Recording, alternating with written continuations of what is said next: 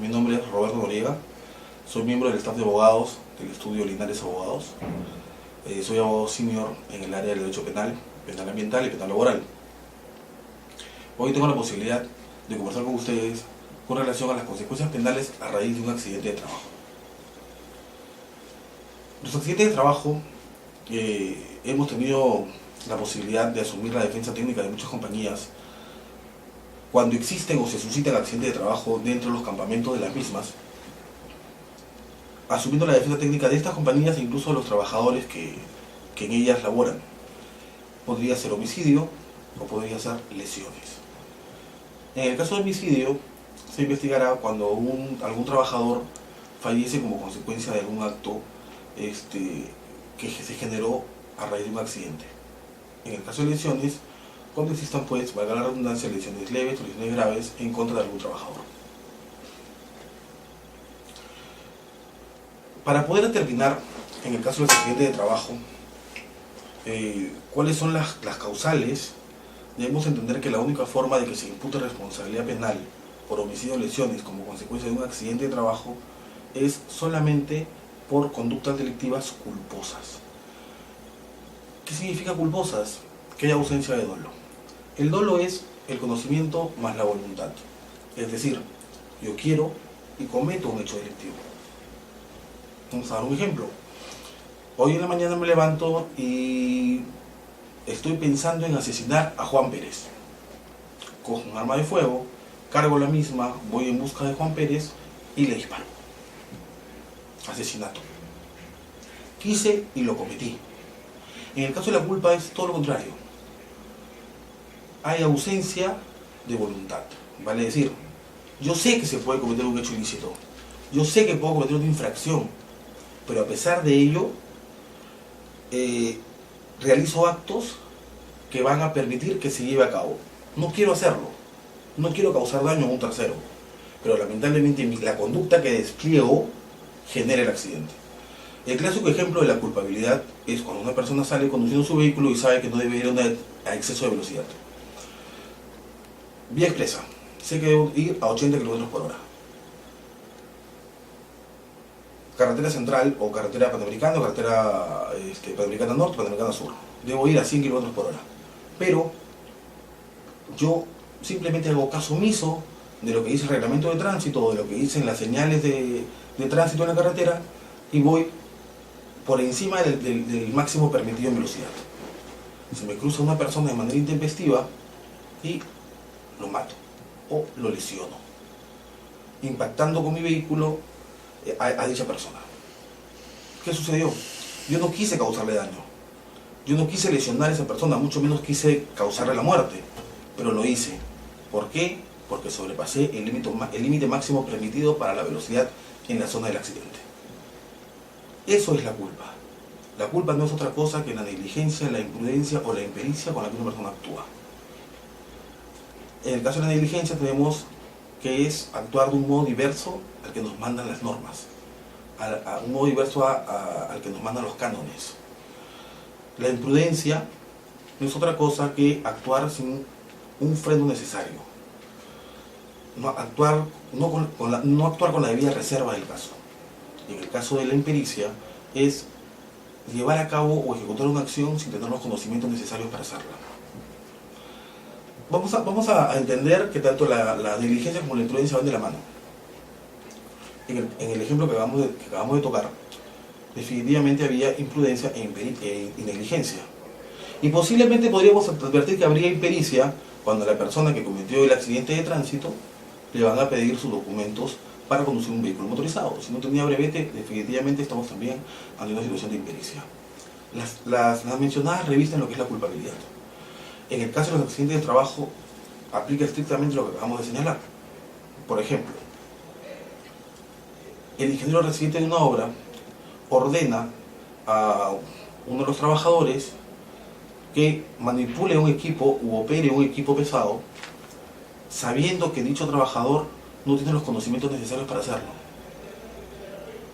Pero lamentablemente, producto de la jerarquía que ostenta en ese momento, el ingeniero le dice: oye, tú encárgate de manipular este equipo y trasladarlo de este sitio a tal punto. el trabajador, por cumplir con la orden impuesta por el ingeniero, por el jefe inmediato, manipula el equipo y lo manipula mal, porque no tenía la destreza o los conocimientos necesarios para hacerlo. Y lamentablemente comete errores y esto trae consigo un accidente de trabajo. De repente lesionó a un tercero, o se lesionó él mismo, o de repente incluso pudo haber matado a una persona. Nosotros tuvimos un caso muy particular en el que casualmente se le ordenó a un trabajador manipular una retroexcavadora, presionó el botón que no era el correcto, o movió la palanca que no era la correcta, y el equipo cayó con todo el operador al barranco. Lamentablemente el operador falleció. Obviamente se le imputó responsabilidad por homicidio al ingeniero que dio la orden, porque la persona a la cual ordenó que moviera este equipo no tenía la capacidad técnica para poder hacerlo. Hemos tenido otros tantos casos en los que hemos participado asumiendo la defensa, y hemos aplicado, producto de la experiencia profesional, la teoría de la autopuesta en peligro, que es una teoría que busca determinar que no siempre la responsabilidad penal va a recaer, como en el caso señalado con anterioridad, en el ingeniero residente o en quien da la orden. Puede recaer también en la persona que ejecute el hecho. Por ejemplo, en el caso que mencionábamos, el trabajador que manipuló la retroexcavadora, él sabía que no tenía los conocimientos necesarios para hacerlo. Pese a ello, por cumplir con la orden del jefe lo hizo. Entonces estamos hablando de una responsabilidad compartida, tanto de quien impartió la orden como quien asumió y ejecutó esa tarea. La autopuesta en peligro no es otra cosa que son hechos que no es otra cosa que determinar que existió imprudencia, negligencia o impericia por parte de la propia víctima. Es decir, la víctima realiza actos. Todos tenemos la obligación de cuidarnos al momento de realizar una determinada tarea. Pero si yo actúo, ya sea con negligencia, imprudencia o impericia, y expongo mi integridad física, yo seré el único responsable de los hechos o de las situaciones desfavorables que puedan pasar producto de esa actividad. Por ejemplo, tuvimos una investigación por homicidio culposo en la selva, en las instalaciones de una compañía petrolera, en la que una cuadrilla de trabajadores estaban realizando tala de árboles. El capataz daba la orden para talar ciertos árboles porque los mismos crecían a tal altura que podrían bloquear algunas líneas de alta tensión. Entonces se había determinado o predeterminado qué árboles debían ser talados. Para talar un árbol existe un talador o un motosierrista y un tirfero. El tirfero es aquel que utiliza un ancla con un cable para ayudar a establecer de manera correcta la caída del árbol. Es decir, no basta con cortar el árbol que caiga donde sea. Se determina previamente cuál va a ser la zona de caída del árbol. En este caso el tirfero, actuando de manera imprudente, actuando de manera negligente, cuando el señor que talaba el árbol estaba dando el segundo corte de 3 cortes que se dan para talar un árbol, a través del tirfero, que es el equipo con el cable de tensión para la caída del árbol, trató de hacer que el dicho árbol ceda solamente con ese tirfero. Para ello, el tirfero ya había establecido unas zonas de escape. Vale decir, se establece la zona de caída del árbol para el lado izquierdo. El tirfero, por sentido común, establece zonas de salida o zonas de escape hacia el lado derecho. Cuando el árbol cae, el tirfero utiliza sus zonas de escape. En este caso, el tirfero lo que hizo fue utilizar la misma zona de caída del árbol. Obviamente el árbol cayó encima del trabajador y lo mató. Nosotros planteamos efectivamente una autopuesta en peligro porque considerábamos que existió imprudencia de parte del trabajador al momento de realizar la tarea encomendada. Ya luego advertimos con posterioridad que había habido agentes externos por los cuales el trabajador había actuado de esa manera. Bueno, se determinar de manera certera que efectivamente se trataba de una autopuesta en peligro. Otro claro ejemplo de la autopuesta en peligro lo tenemos en un antecedente en el que también participamos, en una compañía minera, en el que ingresan volquetes de gran tamaño. a un espacio abierto en el cual van a descargar material, y para ello los conductores de dichos volquetes son ayudados por trabajadores a los cuales se les denomina cuadradores o paleteros, quienes utilizan, valga la redundancia, unas paletas para indicar derecha, izquierda, alto o continúa. La norma interna de esta compañía indicaba que este señor paletero debía ubicarse a una distancia de 10 metros o 15 metros del equipo que estaba ingresando, del volquete que estaba ingresando. Lamentablemente este muchacho, un chico de 24 años, se ubicó a 4 metros. Como es una zona de tierra, donde está la unidad minera, y el volquete viene cargado con material, en este caso eran piedras, hizo un pequeño movimiento en la tierra al momento de poder estacionarse, y una de las piedras cayó del volquete. Cayó del volquete golpeando al muchacho en el casco de seguridad, haciéndolo perder el equilibrio y cayendo sobre una segunda piedra, en la cual lamentablemente tuvo una lesión muy severa en la columna, lo cual lo llevó a la actualidad a estar en una silla de ruedas.